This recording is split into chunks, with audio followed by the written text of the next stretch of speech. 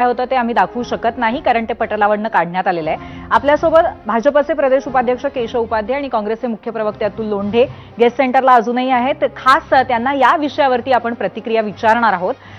अतुलजी, तुमच्या खांद्याला खांदा लावून विरोधकाचं काम करणारे आणि त्याचबरोबर इतक्या महत्त्वाच्या विषयावरती त्यांनी केलेलं हे वक्तव्य आणि त्यानंतर झालेला हा सगळा प्रकार, तुम्ही एक मित्रपक्ष आणि त्यातले नेते म्हणून तुम्हाला हे सगळं पटलं का? त्यांचं बोलणं योग्य होतं का चूक होतं? काय म्हणाल?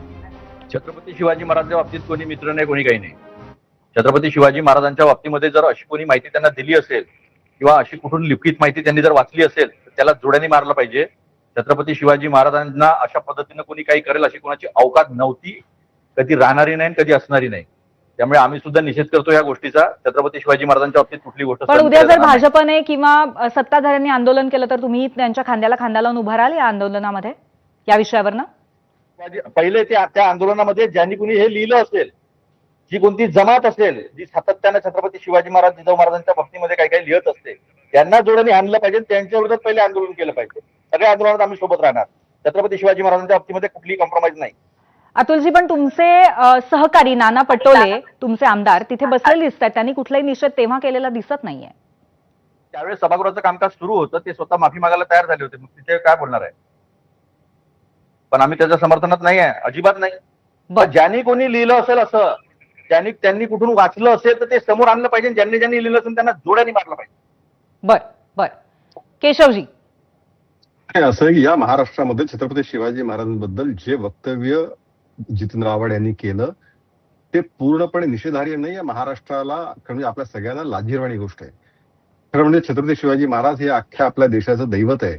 आज आपण आहोत त्यांच्यामुळे आहोत. आणि त्यांच्याबद्दल बोलताना आव्हाडांची जीभ झडली कशी नाही अशा पद्धतीचे विधान करताना, असा खरंच मला प्रश्न पडलाय. प्रश्न असा आता लगेच त्याची सारवासारव आमच्या लोंढेंनी केली. छत्रपती शिवाजीवर कोणी बोललं नाही पाहिजे, पण त्यांना लिहून दिलं कोणी असेल तर ऐकून घ्या ना जरा. आता ऐकून घ्या. काँग्रेसची भूमिकाच आहे.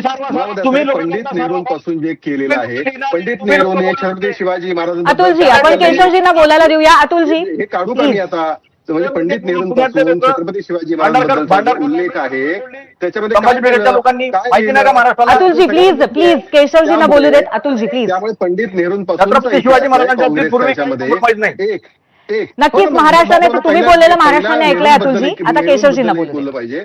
दुसरं असं आहे की या ठिकाणी खरं म्हणजे आव्हाडांचा निषेध, आव्हाडांबद्दल उद्या आंदोलन करणार का या प्रश्नावर मागे गेले. प्रश्न असा आहे की माफी मागून ज्यांनी असं सांगितलं असेल, ज्यांनी असं लिहिलं असेल त्यांना तुम्ही जोडे मारा. लिहिलं त्यांना तुम्ही आंदोलन करा. आपण बोलण्याला लागतं की आम्ही निषेध केला. मला असं वाटतंय तुम्ही आता जरी याच्यामध्ये वाद घालत असाल तरी सुद्धा एका विषयावरती तुमचं एकमत आहे की छत्रपती शिवाजी महाराजांच्या बाबतीमध्ये कोणीही अशा पद्धतीचे उद्गार काढू शकत नाही. धन्यवाद, तुम्ही चर्चा केली त्याबद्दल.